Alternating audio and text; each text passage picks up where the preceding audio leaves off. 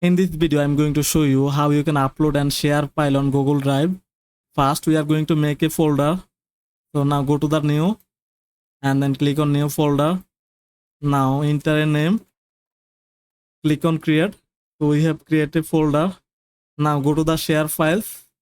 Now right click and then click on file upload. So now I'm going to upload this. Open. And on the bottom right corner here you can see 5 item uploading. Okay, all are uploaded. Now go back to my drive. Now right click on the share files and then go to the share. Click on share.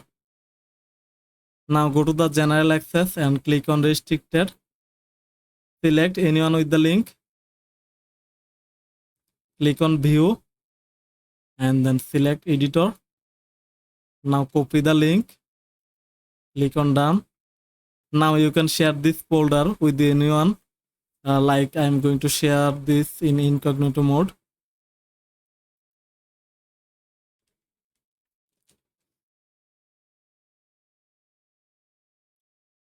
And here you go. So now anyone can access this folder.